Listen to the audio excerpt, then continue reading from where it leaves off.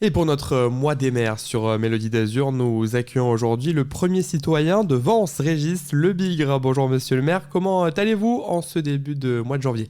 Écoutez, tout va bien. Donc chez nous, dans notre belle commune, voilà, avec le soleil comme dans le sud, et tout va bien.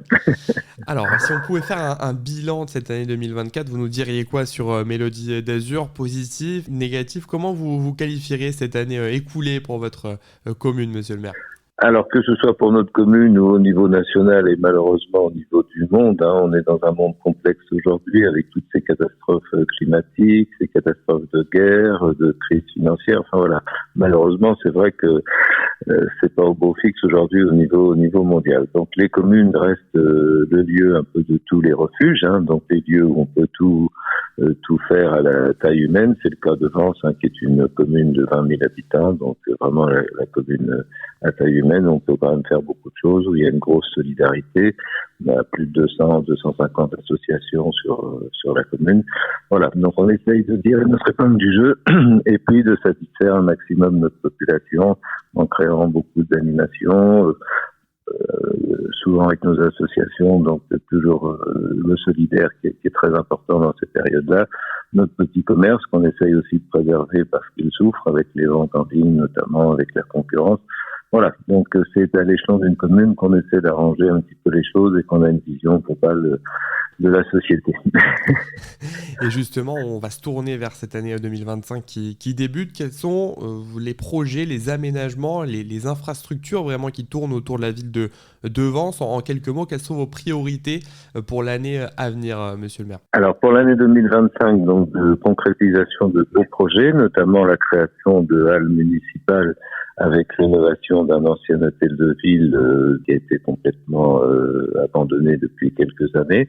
Donc très beau projet, donc réhabilitation de notre patrimoine, de l'ancien hôtel de ville notamment, plus les halles municipales, puisque sont des bâtiments contigus qui vont former un tout, et la livraison est prévue donc fin 2025. Voilà, donc ça c'est le gros point. Un autre point extrêmement important aussi, c'est la couverture de la piscine municipale qui va démarrer puisque l'architecte a été choisi et le projet nous convient très bien. Bon, ce sera à l'échéance 2025-2026, un petit peu plus long parce qu'il y a toujours des procédures administratives dans notre beau pays qui prennent du temps souvent. Voilà, donc ça c'est les projets. Après Vence, c'est les Nuits du Sud aussi. Vous connaissez la manifestation certainement, donc un festival de grande ampleur. On a eu une belle programmation 2024 et on espère aussi 2025. Il y aura de très belles têtes d'affiche. Voilà. Tout à fait, avec, on s'en souvient, Christophe Maé, l'année dernière, si je dis pas de bêtises, qui était venu Voilà, aux exactement. Nuits du Sud.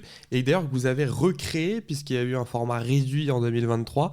Et là, on va dire que les Nuits du Sud sont revenus à l'origine, à leurs origines l'année dernière. Et c'est la tendance pour l'année prochaine, j'imagine. Tout à fait, voilà. On souhaite reproduire la même édition que cette année 2024, qui était l'édition un petit peu habituelle avec un mélange un petit peu de la programmation. On a réduit quand même le nombre de soirées parce que les festivals sont de plus en plus difficiles. Mais je crois que là, on a trouvé le bon format, 6 soirées avec de belles têtes d'affiche, en réajustant un petit peu les tarifs pour avoir un reste à charge quand même pas trop important au niveau de la commune parce qu'on n'a pas un budget extensible non plus. Voilà, donc on a trouvé, je pense, le bon compromis. Et du point de vue environnemental aussi, Vence, c'est une commune, il faut le rappeler, qui allait chercher les fonds verts, ces fameux coups de pouce en matière d'environnement. C'est important aussi d'en parler. Voilà, c'est vrai que Vence a toujours été un petit peu une ville qui était un exemple au niveau environnemental, puisqu'on a eu une politique quand même très très forte en la matière. Là, depuis le début du mandat, donc depuis 5 ans, donc on a fait l'acquisition de terres agricoles, donc pour développer l'agriculture de proximité. C'est plus de 2 hectares qu'on a pu racheter. On a un plan de végétalisation du centre-ville qui est extrêmement important, plan de végétalisation aussi des cours d'école, des îlots de fraîcheur un petit peu prévu sur toute la commune. Et c'est vrai que ce qui conditionne quand même la réalisation de projets d'ampleur, c'est les subventions qui sont quand même nécessaires aussi. Donc on a su bien présenter nos dossiers. On a touché 1,6 million de l'État au niveau du fonds vert notamment. Donc ça nous permet d'amplifier notre vision et nos projets environnementaux. Et Vence, d'ailleurs, qui, sous un tout autre sujet aussi, est une ville qui aide les femmes victimes de violences également. C'est une des spécificités de la commune. Voilà, c'est vrai qu'on a une politique volontariste en la matière parce que c'est un drame énorme. On le voit au niveau national avec le nombre de décès malheureusement de femmes sous les coups des conjoints ou d'autres personnes, enfin, peu importe. C'est quand même très très grave. Donc on a aujourd'hui passé une convention. On avait un petit immeuble que l'on a pu dédier donc effectivement comme lieu d'accueil des femmes battues. Et c'est vrai qu'on est un petit peu cité en exemple en la matière. Et concernant aussi le projet Chagall, il y a parfois des bouchons, des difficultés de stationnement aussi autour de ce projet-là. Où on en est véritablement en ce début d'année, monsieur le maire? Alors donc le projet Chagall, donc c'est un projet qui date d'une vingtaine d'années en tant que projet, qui a été validé par la précédente municipalité au conseil municipal de 24 septembre 2018 dans sa forme actuelle. Le préfet a délivré le permis de construire 2 jours avant les dernières élections, donc de 2020. Donc on s'est retrouvé avec ce dossier à devoir gérer avec une architecture qui ne convenait pas parfaitement, c'est le moins qu'on puisse dire.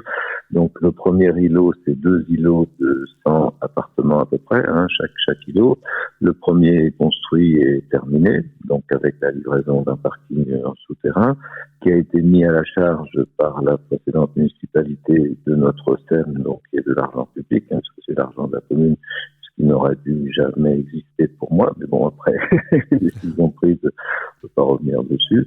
Et j'ai bloqué effectivement dans un premier temps depuis 4 ans, la construction de la deuxième partie de l'îlot sud, en demandant au promoteur de revoir sa copie, tant au niveau de la densité que de l'esthétique des bâtiments. Voilà, donc aujourd'hui c'est bloqué, on est en négociation avec le promoteur pour essayer de trouver quelque chose qui nous convienne mieux, ou sinon on bloquera le temps nécessaire. Voilà.